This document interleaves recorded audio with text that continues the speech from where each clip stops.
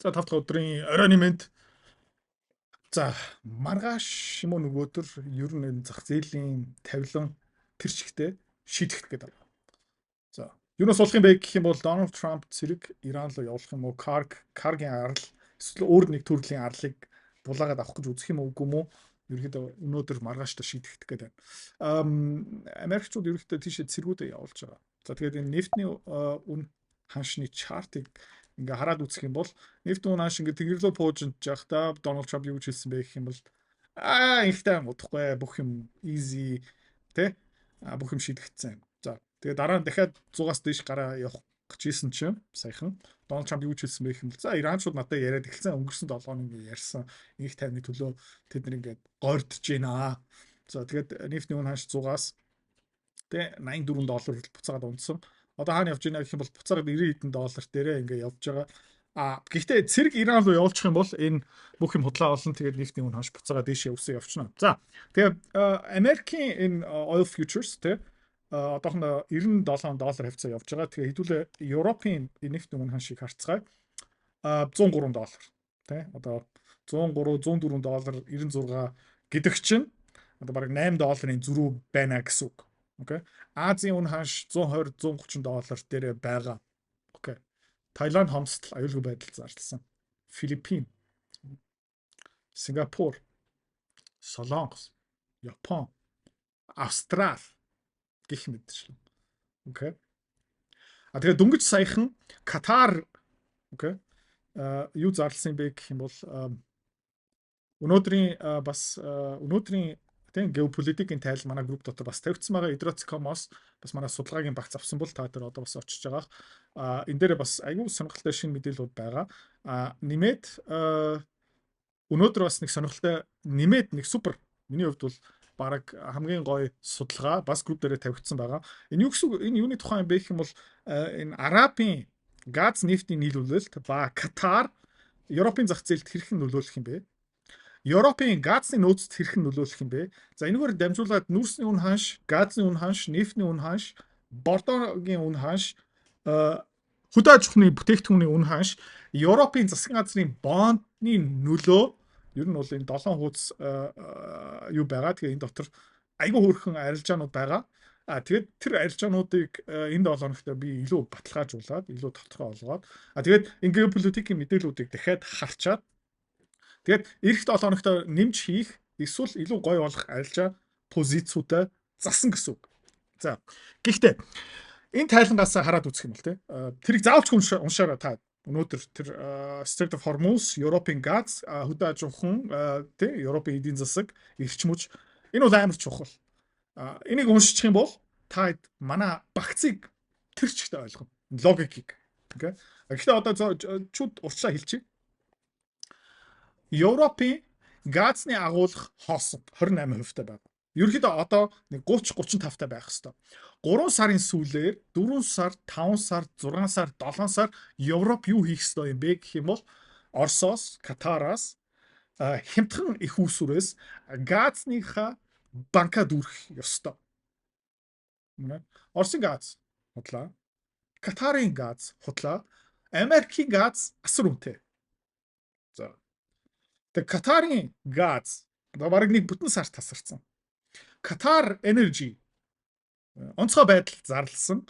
Тэгэхээр Qatar Energy нэг цагийн өмнө юу нэмээд зарласан юм бэ гэх юм бол Qatar Energy бас дөнгөж сайхан юу зарласан бэ гэх юм бол Qatar Energy has declared force majeure for liftings through May.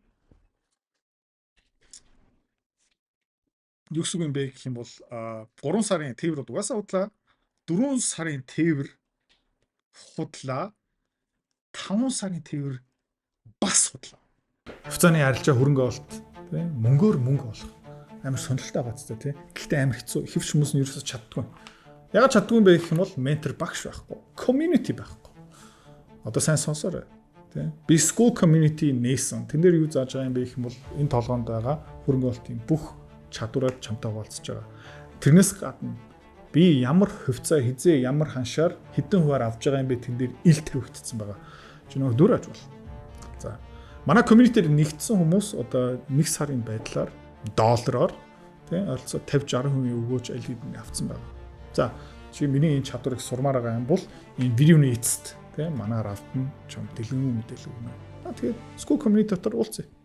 Qatar Energy бас дөнгөж сайхан юу зарласан бэ гэх юм бол 3 сарын тээвэр угаасаа худлаа. 4 сарын тээвэр худлаа. 5 сарын тээвэр бас худлаа. Окей. Тэгээ Европ юу болж байна гэх юм бол 2 сар газ худалдаж авах их үүсвэрээ тодорхой хэмжээнд байхгүй. Тэгээ Япон, Солонгос, Таиланд, энэтхэг бусад орнуудтайгаа Америкийн газны араас одоо ингээ өрсөлдөж байгаа гэсэн. Окей. Тэгээд хагас жилийн өмнө 2 сарын өмнө маш хямдханаар авах боломжтой газ одоо 2 буюу 3 дахин үнэтэй болж байгаа.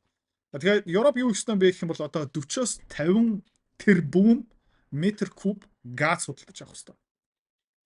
40-оос 50 тэрбум метр куб газ. За авах ёстой. Тэгвэл өвлийг давхгүй гэсэн үг. Эдийн засаг. Бүр ингээд бүх юм зогсон. Гэрэл унтарна, цахилгаан станцууд унтарна, үйлдвэрүүд, ажлын байрууд нь зогсон гэсэн үг. Заавчгүй дүүрэх ёстой. Одоо дүүрэг үнэтэй газар. За үнэтэй газар дүүргэж байгаа учраас юу их ёстой юм бэ гэх юм бол цахилгааны үртэг нэмэгдэн, дулааны үртэг нэмэгдэн, үйлдвэрлэлийн үртэг нэмэгдэн, компани ажилуулах бүх юм нэмэгдэнэ. Нэмээд Сауди Арабын орнуудаас бас дэлхийн бордооны 30-40% нь гарч байгаа учраас юу болох юм бэ гэх юм бол яг одоохондоо хөдөө аж ахуйны тийм тариалангийн үе ирсэн байгаа. Европ, Америкт, Аз. Бас энэ бордоон дээр одоо өрсөлдөөн аимшигтай болж байгаа. За тэгээд 8 сард, 9 сард, 10 сард ургацын хураалт болох үедээ бүх хөдөө аж ахуйны бүтээгдэхүүн талах бүх юм илүү үнэтэй болно. Газ халаалт эрчим хүч илүү үнэтэй болно. За тэгээ юу болох юм бэ гэх юм бол зардал илүү үнэтэй болж байгаа учраас Европын эдийн засагт ажиллаж байгаа компаниудын ашиг буурна, ашиг муудаг компаниуд нь алхалт орно, дампуурна, ажлын байр байхгүй болно, инфляц өндөр байгаа болохоор окей. Европын хүмүүс долларыг худалдаж аав. Инфляц өндөртэй байгаа болохоор засгийн газрууд үрээ дахин санхүүжүүлэхийн тулд тийм шинэ бондуудаа илүү өндөр хүүтэй зах зээл дээр гаргахгүй бол хүмүүс тэр бондуудыг худалдаж авахгүй. За, энэгээр дамжуулаад юу болох юм бэ гэх юм бол Евроос улам Европын бондууд өмнө доллар чангар. За тэгээ хэдүүлээ багцаа харах юм бол евро унахаас хэдүүл ашиг болж байгаа. Окей. Европын засгийн газрын бондууд хямраад мяраад ирэх юм бол хэдүүл ашиг болж байгаа. Доллар чангарах юм бол хэдүүл ашиг болж байгаа. Тэгээ энэгээр дамжуулаад дэлхийд даяар юу болох юм бэ гэх юм бол инфляц болно. Тэгээ манай багцын 30% юу эзэлж байгаа юм бэ гэх юм бол манай BCI эзэлж байгаа. Тэгээ BCI инфляц өндөр байх юм бол хөдөө аж ахуйны янз бүрийн товар, нефт бүх юм өнд орох юм бол BCI өснө. Араасаа тийм учраас өнөөдрийн тэр геополитикийн тайлангийг та заавчгүй уншаарай. За манай скуулийн гишүүн биш юм бол зүгээр edrat.com руу ороод судалгаа руу ороод энийг худалдаж ав. Тэгээ өнгөрсөн 2 долооны хугацаанд тий хүмүүстэй явуулсан тайлан шууд дагалдаад очно. Тэгээ өдөр болгон ерөнхийдөө дэлхийн зах зээл геополитик бас Монголын эдийн засгийн тайлан та дээр бас очно. Окей. За хэдүүлээ ханаас эхлэх юм бэ гэх юм бол сайн нефтийг ярьсан. Тэгээ хэдүүлээ одоо юу ярмаар байна гэх юм бол BCI индекс ярьцгаа. Энэ Bloomberg All Commodity Strategy Index тэгээ та харж байгаа юм бол саяхан нэг жоохон унсан. Одоо буцаагаад uptrend руу орж ин pre-market дээр 23.9 дээр явж байгаа. Тэгээд энэ бол зүгээр сайхан чигээрээ дэшээ явна. Энэ дээр миний хувьд бол энэ бол тэгээд нэг юм ярих мартсан байна. Тэр юу юм бэ гэх юм бол одоо Монголд юу болж байгаа юм бэ гэх юм бол дөнгөж сая 92-ын бензиний үнийг нэмсэн. Удахгүй цахилгааны үн ханшид чөлөөлнө. Тэгээ юу болох юм бэ гэх юм бол Монгол инфляц өндөртэй болно. Монголын төсвийн алдагдлал илүү болно. Тэгээ Монголын банк, төв банк, Монголын засгийн газар юу хийх вэ? Юу хийх вэ? Мөнгө хэвлэнэ. Окей? Мөнгө хэвлээд төгрөгийн нийлүүлэлт зах зээл дээр байгаа төгрөг нэмэгдэнэ. За төгрөг илүү болоод ирэх юм бол тэгээ төгрөгийн хааш унаад эхэлнэ. Төгрөгийн хааш унаад эхлэх юм бол хүмүүс яах юм бэ гэх юм бол доллар худалдаж авна. Окей. Европ бас яг адилхан юм болно. Аз даяараа яг адилхан юм болно. Тэгэхээр дэлхийд даяар тэр мөнгө юуны араас явах юм бэ гэх юм бол долларын араас явна. Хүнсний бүтээгдэхүүний араас явна. Бензиний араас явна. Дизелийн араас явна. Commodity араас явна. Тийм учраас Bloomberg All Commodity Index манай багц дотор асар их чинь эзэлж байгаа. Окей. Easy. За тэгээ энэ араас хэдүүлээ би бас энийг байн харж байгаа нь юу юм бэ гэх юм бол Роттердамд байгаа нүүрсний үн ханш одоо энд надад юу харагдж байна гэх юм бол тий флаг харагдаж байна. тэгээд та бас энэ тайлын уншаар яагаад гэх юм бол энэ 5-аас 6 сарын хооронд Европын засгийн газар юу хийж эхлэх юм бэ гэх юм бол oh my god газ олохгүй байна. Газ амар үнэтэй юм байна. Тэгээд өнгөрсөн 20 жилийн хугацаанд ярьж исэн дэлхийн дулаар л тий carbon emissions тий global warming climate change бүх юм зүгээр хаягдчихин зав. Тэгээд Европчууд юу их юм бэ гэх юм бол нүүрс түлээд эхэлнэ. Тэгээд энийг ерөөд аягүй сайн харж байгаа. Horizontal resistance-ийг баг одоо ингээд сохих гээд байна. Бараг эх 7 хоногоос хэдүүлээ энэ Rotterdam Coal Futures буюу энэ эрчим хүчний нүүрс дээрээ бас шинэвтер позиц нээх баха. Гэхдээ та зүгээр тайм хүлээж байгаарай. За. Нэмээд ингээ хараад үзэх юм бол энэ бол нөгөө еврогийн шорт тийм 3 дахин өндөр хөшүүрхтэй өнгөрсөн хэдхэн хоногийн дотор жоохон унсан. Гэхдээ энд юу харагдаж байна гэх юм бол тийм bull flag тийм учраас энэ SEU3 дээр ерөөсөө санаа зовох юм ерөөсөө хэрэггүй. Энэ ерөөхдөө одоо өргөжлүүлээд дэшээ явчихна.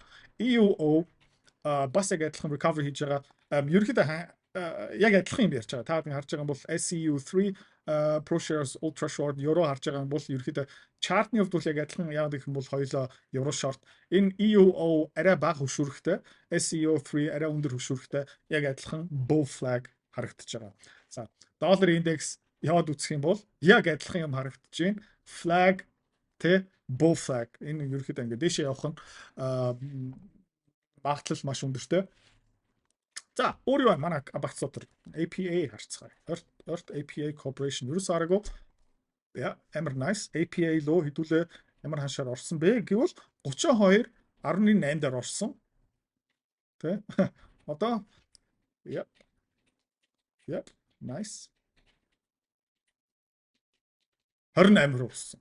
Yeah, nice. Баяр хүргэе guys. Дараагийн юм юу юм бэ гэх юм бол манай хөдөө аж ахуйн бүтээгдэхүүн. Энэ бол урт хугацааны арилжаа шүү guys, тэ.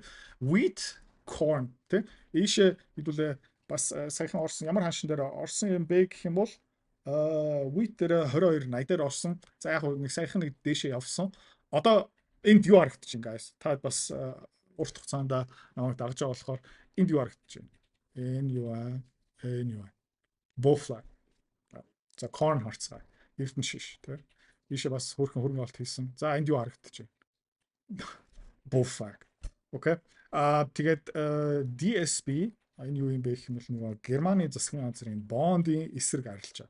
За тэгээд ийшээ хэдүүлээ хизээ хөрөнгө олт хийсэн бэ гэх юм бол 44 хавцаа тэр 44.5 дээр хөрөнгө олт хийсэн.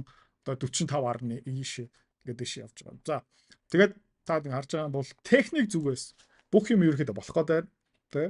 Ерөөхдөө санаа зовох юм миний зүгээс нэг сүртэй юм байхгүй. Тий уул уурхаан компани алт бол саяхан нэлээд том цохилт авсан.